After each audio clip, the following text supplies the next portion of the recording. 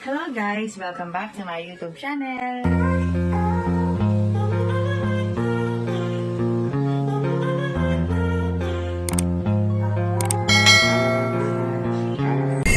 Dreamline Coal Smashers who won in 5 sets against the Signal HD Spikers.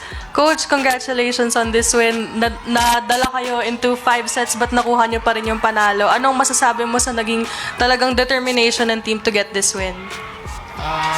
Siyempre, masaya kasi naka-recover kami dun sa third and fourth set. So, siyempre, yung winning ng Signal talagang nandun eh. So, mahirap din talaga silang kalaban. Since dati pa naman, ano na yan eh. Siyempre, si Coach Shaq hindi basta-basta magpapatalo kahit sino yung player niyan. So, talagang nagsipag sila. So, siguro yung break na punta sa amin, tsaka siguro nakatulong din yung sanay na sa laro yung Creamline sa mga ganong laban. So, malaking advantage sa amin. So, happy ako nakuha namin yung panalo.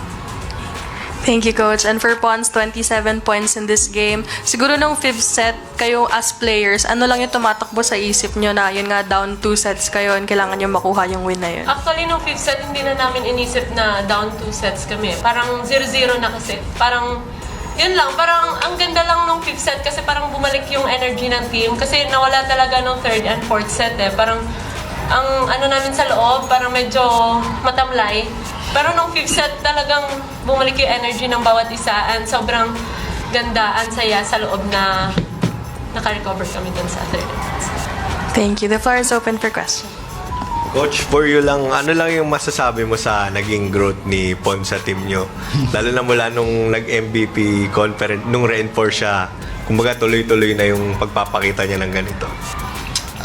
Siyempre, deserve talaga ni Pons yung slot na nasa amin kasi talagang sobrang magaling magpakondisyon ng katawan, napaka aga lagi sa ensayo. Tsaka yung determination niya sa game talagang laging nandyan. So talagang masaya kami para kay Pons kasi talagang nakabalik siya from beach sa indoor. Siguro mas madami pang ipapakita si Pons sa mga next game. So happy kami kasi talagang nagagamit talaga namin si Pons sa galing niya. So yun.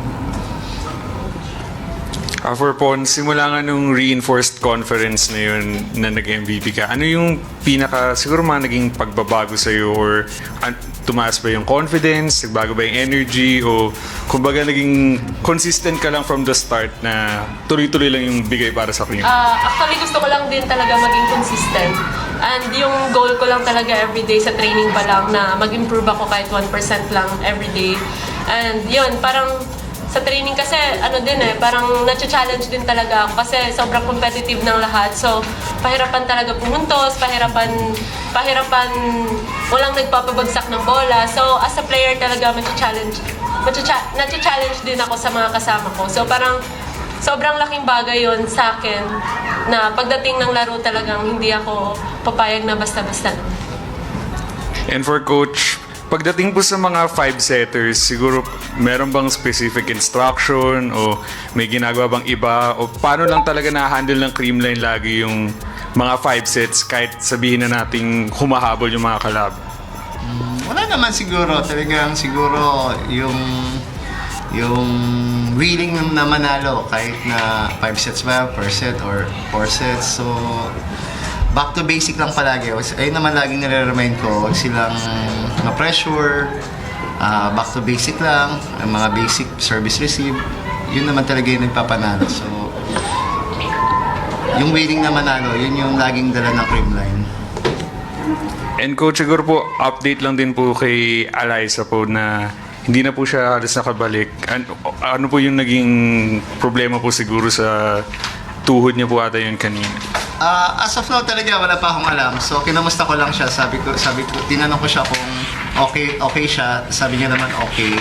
So siguro after nito malalaman namin yung health ni Alyssa kung okay ba. Hopefully wala namang injury. So, wala pa ako masyadong ano. Pero sabi niya, okay naman siya. Coach, ano na lang yung magiging mindset ng team heading into your next game? Eto yung game ngayon, malaking ano sa amin, malaking challenge para sa next game kasi talagang naka-recover din yung signal. Siguro ano sa amin to, lesson sa amin na talaga wag magpahinga habang laro kung laro, so bigay 100% habang hindi natatapos yung game.